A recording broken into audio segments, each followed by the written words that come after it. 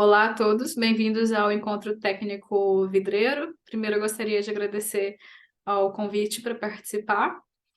Meu nome é Clarissa Justino de Lima, eu trabalho atualmente na American Glass Research, também conhecida como AGR ou AGR em inglês. E na minha apresentação eu gostaria de falar sobre a versatilidade do vidro. Eu trabalho com vidro e estudo vidros há 12 anos, desde o meu mestrado em 2012. E durante esses anos eu passei por várias áreas de telecomunicações a embalagens, sempre áreas ligadas ao vidro. E eu gostaria de dar uma pincelada nessas áreas e nessa trajetória hoje com vocês. Bom, começar falando da minha primeira formação acadêmica. Eu sou de Minas Gerais, os meus pais trabalhavam no Banco do Brasil, então eu cresci mudando de cidade, morei em várias cidades de Minas, acho que umas 10. Mas a última cidade que eu morei antes de começar meu bacharelado foi São João del Rei. Foi onde eu fiz o meu ensino médio. Então, na época do ensino médio, eu era aquela pessoa que não tinha uma ideia definida do que eu queria fazer no futuro. Eu prestei vestibular com 16 anos e eu acho que é uma idade em que é difícil saber o que você quer fazer pelo resto da sua vida. Hoje em dia, eu não acho que o que você faz na faculdade é o que vai determinar o que você vai fazer durante o resto da sua vida, mas essa é a ideia que colocam na nossa cabeça. Então, eu não tinha uma noção do que eu queria fazer quando eu prestei o vestibular. Eu sabia que eu gostava de física e matemática, e aí, procurando cursos que tinham bastante física e matemática, eu achei telecomunicações na Unicamp. Então, quando eu comecei esse curso, eu não tinha ideia do que fazia um profissional de telecomunicações. E ao longo do curso eu descobri que não era isso que eu gostava. Não por causa do curso, o curso era ótimo, os professores também, mas era porque eu não me identificava. Só que eu também não tinha um plano B, não tinha uma coisa que eu pensasse, tá, não gosto de telecom, mas o que que eu quero fazer? Então, como eu não tinha um plano B, eu simplesmente terminei o curso e quando eu cheguei no último ano, tinha um diploma, mas não tinha intenção nenhuma de trabalhar com telecomunicações. E eu pensei, o único tópico que atraiu minha atenção durante esses anos e que me interessa é fibra ótica. E durante o curso, a gente não tinha muitas matérias relacionadas à ciência dos materiais. Então, quando eu terminei o curso, eu não sabia do que era feita uma fibra ótica, por exemplo. Eu sabia, é feita de vidro, fibra de vidro. Mas como que funciona?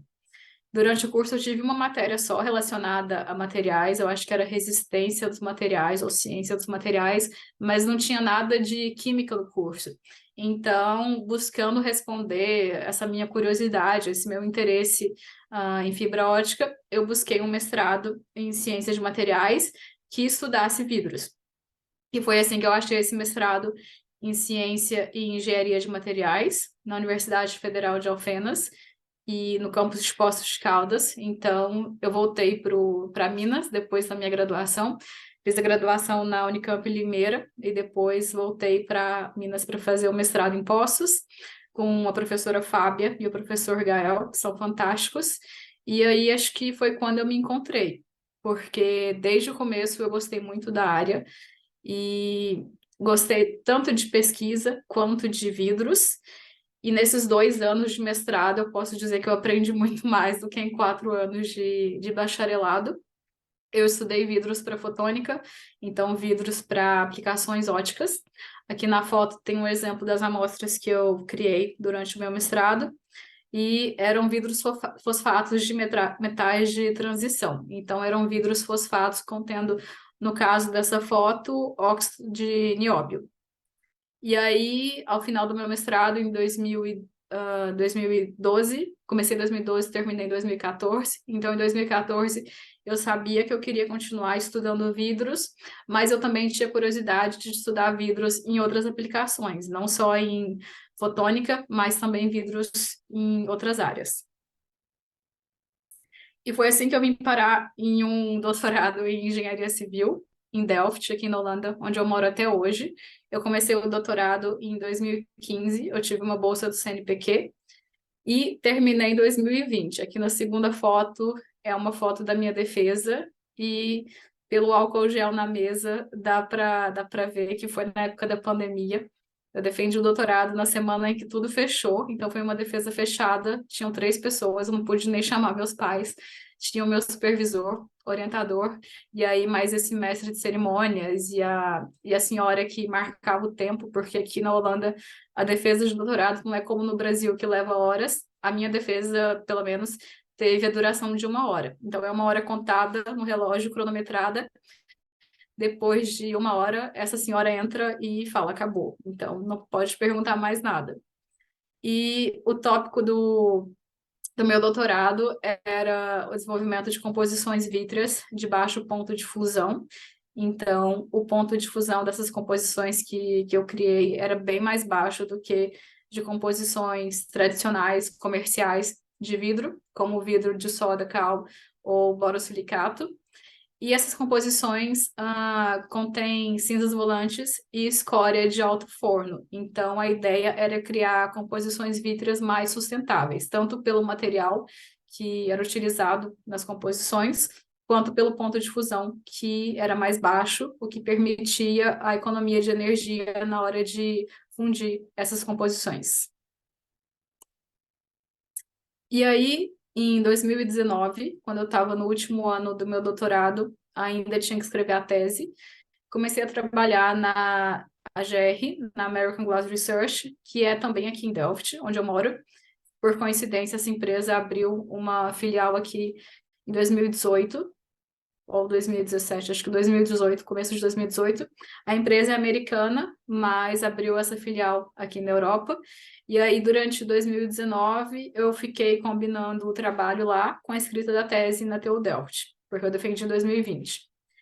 E entre as minhas funções na empresa está a instrução em seminários. Então, eu viajo para diversos países para ensinar nesses seminários, que são relacionados à análise de fratura de vidros, de embalagens de vidro.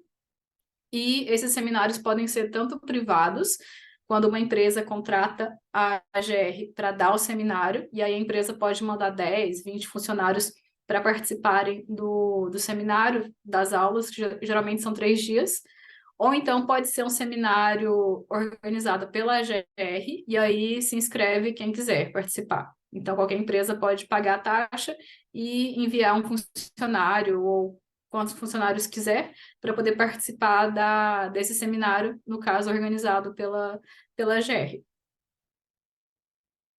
Acho que o ensino de seminários foi uma coisa que desenvolveu uma habilidade de comunicação que eu não tinha antes de trabalhar na AGR, porque como foi meu primeiro emprego fora da academia, eu sinto que na academia existe uma espécie de bolha em que você vai para conferências falar com pessoas só da sua área, e geralmente a sua área é uma coisa muito concentrada, um tópico muito específico, e aí você acaba desenvolvendo uma linguagem, um jargão, falar termos muito específicos que quem for minimamente de fora não consegue entender o que está sendo dito. Então, eu acho que essa linguagem de seminários é muito legal, porque as pessoas que participam variam desde uma pessoa que tem ensino médio a uma pessoa que tem um doutorado. Desde uma pessoa que é um diretor numa empresa de vidros a alguém que acabou de começar a trabalhar na empresa e não tem conhecimento nenhum sobre vidros até o momento. Então, acho que essa habilidade de falar com pessoas de diversos backgrounds, com diversos tipos de formação e experiência, é uma coisa que eu aprendi muito com o meu chefe atual, o Peter, e que eu não sei se eu teria desenvolvido se eu continuasse na academia. Então, é uma parte muito legal do trabalho que eu gosto bastante. Outra função que eu tenho na AGR é análise de fratura. Esse é o carro-chefe da empresa, na verdade, e acho que 80% ou 70% do trabalho que a gente faz é relacionado à análise de fratura. O que acontece é que uma empresa, que pode ser tanto o que a gente chama de filler, que é a empresa que vai encher as embalagens de vidro, seria, por exemplo, uma empresa de bebidas ou alimentos que produz o produto que vai ser embalado, quanto uma empresa que faz a manufatura, que produz a embalagem, então, no caso, a fabricante de garrafas de vidro. Alguma dessas empresas que tiver tendo um número de quebras muito grande, ou às vezes uma quebra somente dos seus produtos, pode enviar para a gente essa embalagem quebrada, e aí, baseado na análise da embalagem com microscópio, a gente é capaz de determinar a causa da quebra. Então, a gente consegue dizer qual foi a razão da quebra dessa embalagem, que pode ser tanto uma carga excessiva que foi aplicada na embalagem, quanto a presença de um defeito severo que foi criado durante a produção da garrafa, ou em alguns casos pode ser também um design problemático, que aí mesmo quando a carga aplicada não é inadequada e quando não tem um defeito severo, esse problema com design pode levar à quebra também. Então, isso é muito interessante porque antes de começar a trabalhar na GR, eu já estudava vidros há uns 7 anos e eu não tinha ideia que era possível obter esse tipo de informação olhando somente nesses fragmentos, nesses pedaços de vidro quebrado. Então, quando eu comecei a trabalhar lá, foi um outro mundo, porque eu não tinha ideia que tinha tanta informação que a gente podia adquirir utilizando o microscópio para olhar pedaços de vidro. E isso eu acho muito interessante, porque parece que o vidro, quando você muda de área, você descobre um novo universo. Então, para mim, ter saído de vidro para ótica, para vidro para construção civil e para vidro para embalagem, parece que a cada 4 ou 5 anos é um universo novo que se abre, mesmo continuando dentro de uma macro área que é o vidro. E outro serviço também que a GR oferece é o teste de performance. Então, pode ser tanto para um lote que vai, um design novo que vai sair no mercado, e aí uma empresa quer saber se esse design vai funcionar, e para validar o que foi modelado, eles resolvem submeter um lote de garrafas a esses testes, quanto para um design que já existe no mercado. E aí a gente recebe um número de amostras, geralmente umas 150 amostras, e elas vão ser submetidas a medidas, como, por exemplo, medidas de espessura, capacidade, mas também a esses testes de performance, que geralmente são feitos para 4 cargas principais: impacto, choque térmico, pressão interna e carga vertical. E aí, aqui eu trouxe exemplos de equipamentos que a gente utiliza para 2 desses testes. Na primeira foto tem um pêndulo que a gente utiliza para fazer o teste de resistência a impacto. E aí a segunda e a terceira foto são do mesmo teste, que é o teste de resistência à pressão interna. A única diferença é que a segunda foto mostra o equipamento inteiro, e aí a terceira foto mostra somente a parte onde a garrafa é inserida na máquina. E todas essas máquinas são fabricadas pela AGR Internacional. A AGR Internacional é a empresa matriz da AGR American Glass Research, onde eu trabalho. E essa AGR Internacional produz equipamento não só para embalagens de vidro, como também para embalagens de plástico. Por último, uma outra função que eu tenho no momento e que, na verdade, é a função que mais me atrai, que mais me deixa engajada nesse momento, é estabelecer colaborações com empresas, que podem ser empresas de bebida, por exemplo, e universidades, como a TU Delft, onde eu fiz o meu doutorado. Aqui nessa foto tem o exemplo de um projeto que foi desenvolvido 2 anos atrás por um estudante de mestrado, o Yunis, que foi meu co-supervisionado. Eu era co-orientadora dele com outros professores da TU. E ele reutilizou garrafas de vidro, então garrafas que já tinham passado por todo um ciclo, que já tinham sido utilizadas. Ele usou essas garrafas para poder criar colunas. Então, utilizou essas garrafas como elemento estrutural, como material de construção. Isso já é utilizado, já existem templos e construções na Ásia, na África, até no Brasil, que utilizam garrafas como um material de construção, mas não havia nenhum estudo sobre a resistência dessas colunas utilizando garrafas. Então, o que ele fez foi medir, foi testar essas garrafas e a resistência delas em uma coluna. Atualmente tem uma outra aluna, também na Faculdade de Engenharia Civil da TU Delft, que está estudando a utilização de garrafas, a reutilização de garrafas como material de construção, só que não na forma de colunas, mas na forma de tijolos. Então, ela utiliza essas garrafas em tijolos e eu também sou co-supervisora dela e o trabalho dela acabou virando um estudo de caso do Brasil. Então, até entrei em contato e estou colaborando com pessoas da Comissão de Vidros, da BCERAM, como a Thaís, como o Eduardo, e a ideia é implementar esse projeto dela em larga escala e, de preferência, no Brasil, porque a tese dela estuda justamente isso, a aplicação dessa invenção no Brasil. Bom, como conclusões, o que eu quis mostrar é que a pesquisa vidreira engloba diversas aplicações, o que acaba garantindo uma certa mobilidade para o profissional disposto a se reinventar. Então, como eu mostrei no começo dos meus estudos, da minha carreira, eu não tinha muita ideia do que eu queria fazer da minha vida, e acabou que, movida pela curiosidade, eu acabei passando por diversas áreas, de pesquisa com vidros. Só que acho que isso também demanda uma certa disposição para se reinventar e para começar do zero, não do zero, mas para recomeçar, para correr atrás do prejuízo. Por exemplo, quando eu mudei de telecomunicações para engenharia dos materiais, tinha muita gente no mestrado que sabia muito mais do que eu, porque foram pessoas que tiveram essa formação mais focada em química ou que já fizeram uma graduação em materiais.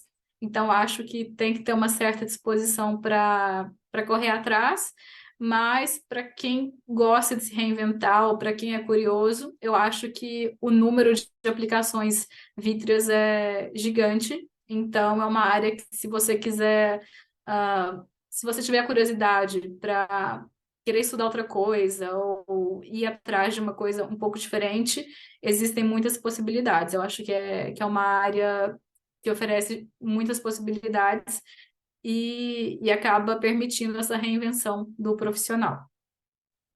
Além das habilidades técnicas, o trabalho com vidros pode desenvolver uma série de outras habilidades, as chamadas soft skills, como a comunicação. Então, como eu disse, essa parte de ensinar em seminários, eu acho que me ensinou muito de comunicação, principalmente a falar em uma linguagem não acadêmica. E outra coisa também que eu aprendi na AGR foi na parte de vendas, porque de vez em quando a gente tem que participar de feiras, como a Glasstec. E aí você conhece clientes e, no meu caso, eu fico no stand com o pessoal da AGR Internacional que também vende equipamento. Então, sempre que chega alguém, você tem que dar atenção, tem que dar uma introdução sobre os equipamentos fabricados pela empresa. E isso também é uma coisa bem distante do mundo acadêmico. Então, acho que trabalhar numa empresa que está relacionada com a indústria vidreira acabou trazendo para mim também umas noções de vendas, de marketing, e com certeza melhorou muito a minha comunicação, tanto pelos seminários, quanto pelo contato direto com os clientes, porque na hora de escrever relatórios, nesses relatórios a gente reporta os resultados do teste de performance ou da análise de fratura, então esse contato com os clientes também acho que melhorou muito as minhas habilidades de comunicação, e isso mostra que não é só a parte técnica, não é só que você aprende sobre a composição do vidro ou sobre como um forno funciona, mas eu acho que trabalhar nessa indústria pode acabar servindo como uma plataforma para adquirir diversas habilidades que às vezes não são óbvias. Se você fala que trabalha com vidro, ninguém pensa diretamente que você também tem habilidade de comunicação, que você também sabe fazer uma apresentação, mas como eu disse, se você estiver disposto a correr atrás, você consegue adquirir várias habilidades que vão além das técnicas.